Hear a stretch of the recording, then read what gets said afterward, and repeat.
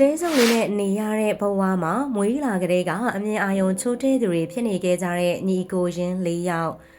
ချစ်တဲ့တို့နေထိုင်တဲ့ကဘာကြီးမှာမတန်ဆွမ်းတဲ့သူတွေကအများကြီးရှိကြပါတယ်။အမျိုးမျိုးသောပုံစံတွေနဲ့မတန်ဆွမ်းဖြစ်ကြသူတွေတဲမှာမှအမြင်အာရုံကိုဆုံးရှုံးရတဲ့သူတွေကကြီးမားတဲ့ဆုံးရှုံးမှုကြီးနဲ့နေထိုင်ရတဲ့တန်းတစ်လျှောက်ကိုဖျက်ဆီးနေကြရပါတယ်။ဒါကြောင့်မို့မိဘတွေမှာလည်းကိုမွေးလာမဲ့ရင်သွေးလေးတွေကိုအခုလိုအဖြစ်ဆိုးမျိုးနဲ့ကြုံတွေ့ရမှာစိုးရိမ်ကြောင်းကြပါတယ်။ရင်သွေးလေးတွေကိုအနာတရကင်းပြီးတော့ပျော်ရွှင်ပြည့်စုံတဲ့ဘဝလေးသာရစေချင်ကြတာပါ။ဒါပေမဲ့ရင်သွေးတစ်ယောက်တည်းတင်အမြင်အာရုံချွေရင်တာမဟုတ်ပဲမွေးလာတဲ့ရင်သွေး9ယောက်မှာ4ယောက်ကအမြင်အာရုံချွေရင်နေတဲ့မိသားစုလေးလည်းရှိလို့နေတာပါ။မိခင်ဖြစ်သူကသားလေး9ယောက်ကိုမွေးဖွားခဲ့ပါတယ်။ကလေး9ယောက်လုံးကသားလေးတွေဖြစ်ကြပေမဲ့စိတ်မကောင်းစွာပဲနဲ့4ယောက်ကအမြင်အာရုံချွေရင်နေခဲ့တာပါ။တစ်ယောက်တည်းကသာအမြင်အာရုံကောင်းတာဖြစ်ပြီးတော့နောက်ထပ်မွေးတဲ့ကလေးတွေတယောက်မွေးတိုင်းအမြင်အာရုံချိုးတဲ့နေတဲ့ချွေရင်းနေတဲ့အဖြစ်မျိုးဖြစ်နေတာပါအကြီးဆုံးသားလေးနဲ့အငယ်ဆုံးသားလေးကလည်းမျက်မမြင်ဖြစ်သလိုအလက်နှစ်ယောက်ကလည်းအမြင်အာရုံချိုရင်းစွာနဲ့မွေးဖွားလာခဲ့တာဖြစ်ပါတယ်အမြင်အာရုံချိုရင်းတာကခွဲစိတ်ကူးစားလို့ရနိုင်တယ်ဆိုပေမဲ့ဒီကလေးလေးယောက်ကမျက်မမြင်ချင်းတူရင်တောင်ကံအဆိုးအခြေအနေကိုရင်ဆိုင်နေရတာဖြစ်ပါတယ်အကြောင်းရင်းကတော့မျက်လုံးပါမပါလာတာပဲဖြစ်ပါတယ်မျက်လုံးပေါက်မပါတဲ့မျက်မမြင်တွေဖြစ်နေခဲ့တာပါ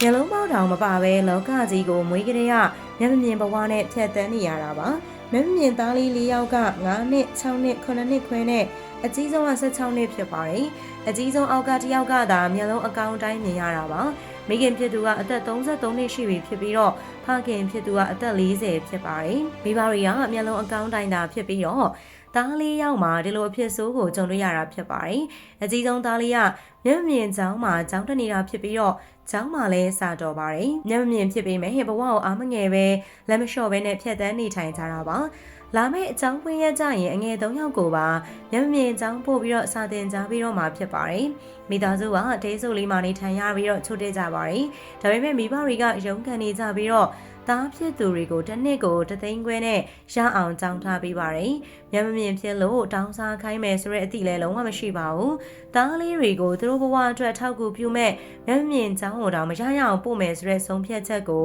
ချမှတ်ထားတာလည်းဖြစ်ပါတယ်။မျက်မမြင်ကြောင်းမှာတကူရီဖြစ်တန်းနေတဲ့အချိန်မှာဘသူ့မှအားကိုးစရာမလိုအောင်တင် जा ပေးတာပါ။ဒါကြောင့်မို့မိဘတွေကသားလေးယောက်အတွက်ကြောင်းထားပေးနိုင်ဖို့ကိုစားစရာမရှိရင်တောင်ရအောင်ထားပေးမှာဖြစ်ပါတယ်။မေလထဲမှာဆိုရင်လည်းသားအကြီးဆုံးနဲ့ကျန်တဲ့သား3ယောက်ကကျောင်းစားတက်ရတော့မှာဖြစ်ပါတယ်။ဒါအပြင်သား4ယောက်လုံးကစကားပြောလဲရင်ကျေးကြပါတယ်။ဘဝကိုအရှုံးမပေးဘဲဖြတ်တန်းနေကြတဲ့မျက်မမြင်သားလေး4ယောက်ကိုအလူငွေလူတန်းချင်နေဆိုရင်တော့ကွန်မန်တာဖုန်းနံပါတ်39ခွန်205 3999ကိုဆက်သွယ်ပြီးတော့တဆင့်လူတန်းပေးနိုင်ပါတယ်ရှင်။ဖုန်းနံပါတ်က39ခွန်205